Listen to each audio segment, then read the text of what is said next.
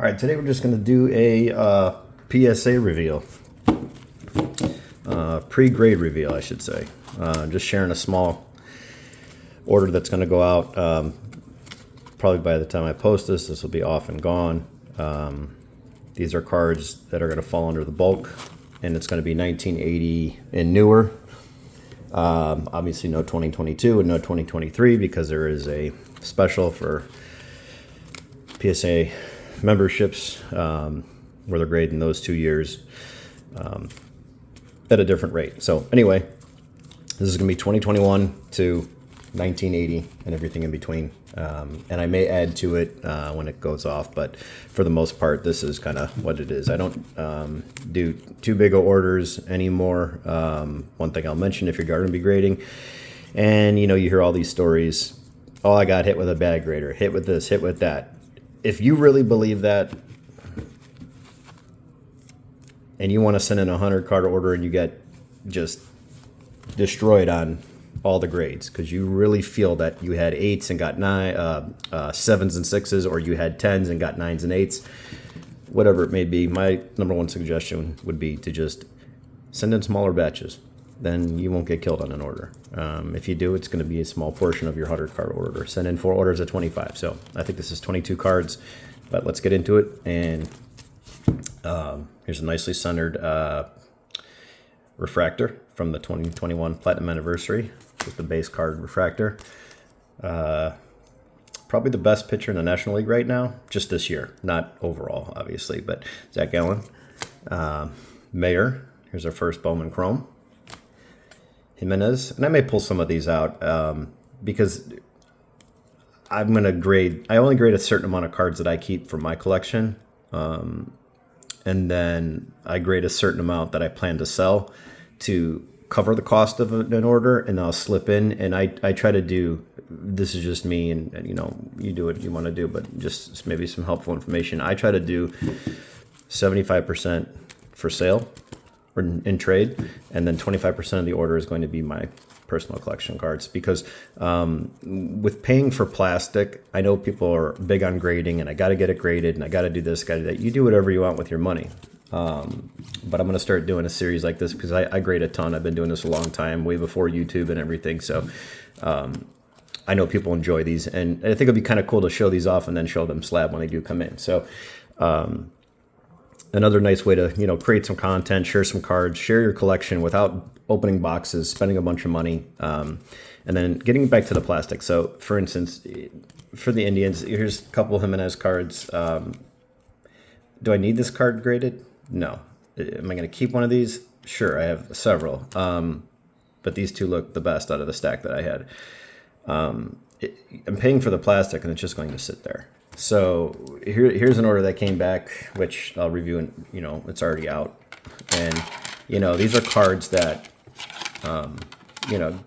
good players. There's a nice Julio, and these are cards that I specifically graded just to sell and trade. But to spend the money, I'd rather have more cards. And because you can always grade this card later. And if your budget is X throughout the month or the year, whatever it is, and then you spend it on plastic and grading, and then you get cards back that aren't the grade you wanted, then you're a little bit more disappointed. You could just focus on doing the 75-25 route. Send off 10 cards. Put 2 or 3 in there that are yours, are going to PC, and then the other 7 you're going to sell to recoup the cost of grading, and then hopefully make a little profit if you can, to offset the cost of grading your own PC cards. So then you're in it for nothing, and you got your cards graded. At the very worst, you always want to try to be profitable, obviously, and do better. But that's just the approach that I've been taking for a long, long time, and it seems to work. Everyone does things different. I don't get into the, oh, they're grading bad, they're grading harder, they're really doing this on that, they're doing harsh on this. You're looking at this card. If I complain and say, here's 2 Lawlers, and you want to send in cards, and you say, oh my God, I got a 9. What's so wrong with this card? I don't see it. And you look at it for a minute with me, and I pull it off camera. All you did was create controversy and noise throughout YouTube. It's just noise. That doesn't mean anything with these cards. So I pulled a 10 of these out. I got 2 10s and 1 9 in this order, so 3 cards.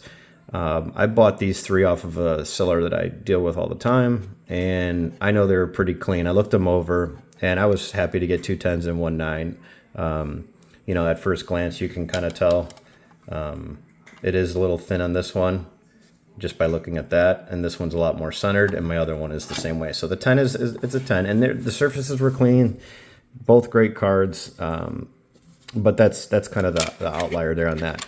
So I look at it differently. If I pay, let's just call it for round up numbers with shipping, grading fees, your time, your card savers, your penny sleeves, whatever it is, let's call it $20 a card. If I've got these cards and I've got $10 a piece into them, and I bought the lot for $30 and then decided to grade them, I'm in them for $60 plus the 30, so that's $90. And you'll do good with these. So it'll be profitable where I'll be able to make some money, sell this one pretty cheap, make some money here, and then I'll have a free 10. But that's just how I look at it. Is if I do get a 9, you're hoping for 10s and modern, ultra modern. If you do get a 9, can you sell it for what you have into it? The $10 for the card and then the $20 to grade. So is this a $30 card? And I would say yes. Is this the $70, $80, $90, $100 card? Yes. It's a refractor. It's his first Bowman. You know, Chrome, when he gets called up, whatever the case may be, continues to play well in the minors. You know, he's a high prospect, 6th overall in the 2021 draft. So, you know, a lot of noise around the Diamondbacks lately. Got a lot of young prospects. So anyway, that's kind of how I approach it. Try to get yourself in that range. And even if you get an 8, you know, there's a lot of cards where you can say, hey, if this is an 8, is it worth it? So don't send in like a base rookie card for $20. You know, those days of $7.50, $8.50, and $9 a card are long gone. You missed that boat years ago. But any card in this order, if you can say, hey, here's a card. This is the regular Stadium Club, but this is the Chrome version that you get 1 per pack, I think it is, somewhere in that range in the retail. But I just like this card because of the father-son here.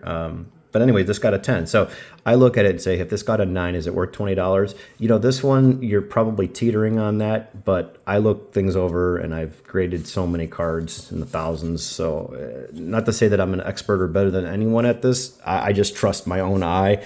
I do not own a loop. I do not look under a scope or anything like that. I don't have a fancy light. I have a light box for my photos, and that's what I use. I look at the card, check the surfaces. Vintage is a whole different ball game, what you want to look for, but I'm not going to touch on that because this order is more modern. But I just don't, you know, I don't go off with the videos that we see out there. That's kind of the, you know, I call it the noise, where you're not going to combat it all and fight it all, but try to ignore that. Try to look at your own cards and take the good information out of anyone's videos and apply that to yours, and you'll do better. You know, when someone says, oh, they had a horrible grade, I can't believe this got that. Well, you're not seeing that card, so all these people then flood the comments and judge on it, and it's like you don't have the information. You have nothing. You don't have the card in front of you. You know nothing. You're going off of someone's complaints, someone's emotions. And to me, that's just bad for the hobby. It does nothing. So that's my spiel, and I'm sticking to it. Let's continue on. So we got the Mayor, we got the Gallon, we got the Feller, Jimenez. There's 2 more Jimenez. I actually had 3 other boxes. I ended up getting a case of this stuff when Kellenic got hot. I got them I got them 50% less than MSRP because nobody wanted them. So I just took a gamble on it. But anyway, I opened up like 3 or 4 boxes that I had outside the case that were just hanging around from the last couple of years, and I pulled 2 base, 2 purples, and then the debut version of this in a few boxes. Every box had at least 1 to 2 Kellenics. So anyway, this is a nice purple one. I don't have this card, but I figured this was clean. Get it sent off and see what it comes back at. Patrick Bailey. He just got his... got called up. I do have several of his cards. I have to probably pull out some more. Austin Martin, another highly touted prospect. He was 5th overall in the 2020 draft, but he got he got hurt again, and I think he's hurt again this year from what I read earlier in, before spring training started for the majors. But it's an orange to 25, and even if this guy's out of the league there, and someone collected them, these cards still sell, believe it or not. I'll pull an orange from, let's say, a rookie card explosion box from like a 2015 or 16 product. There's people that collect the rainbows, they collect the entire sets. They go off of certain numbers. Hey, if it's 18 out of 25, I want this player, that player. I want all the cards numbered 18 to 25.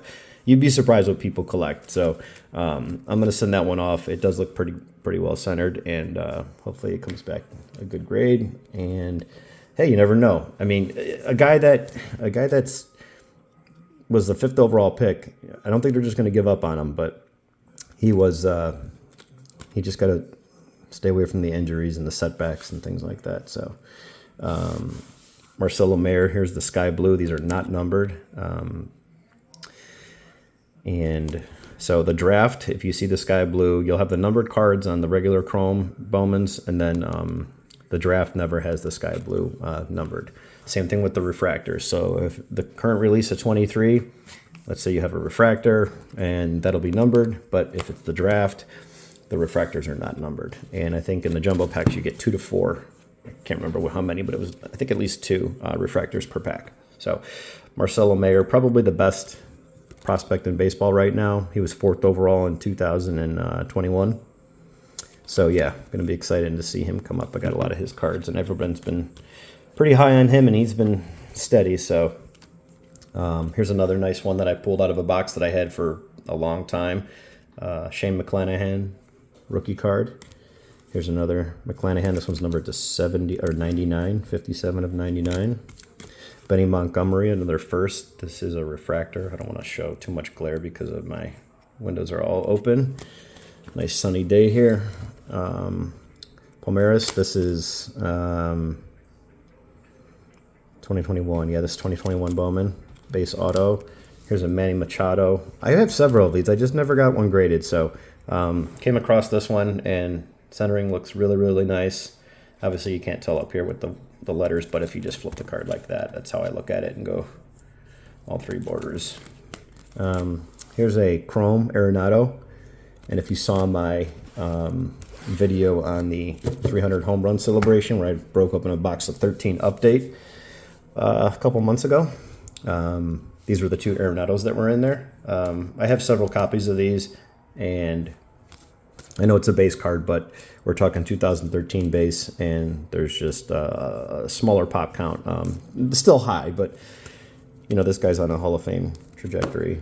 Good player, solid all around, either way. So if you stop playing today, he's up there. Here's a Garrett Cole. This is just a yellow cap base variation. He has a short print, I think, and another variation in the debut, but this is the base yellow cap variation. And then here's a couple cards I just came across, and just want to get some variety, especially with different people that buy from me. I like to have different things for different people that collect teams, players, whatever. I thought this was pretty neat. Sitting in a penny sleeve in a box. I don't know when I got this or where it came from, but it's from 2018, so very nice signature. I love these archives. And then here is Carlos Correa. Here's a couple of the Blue Waves.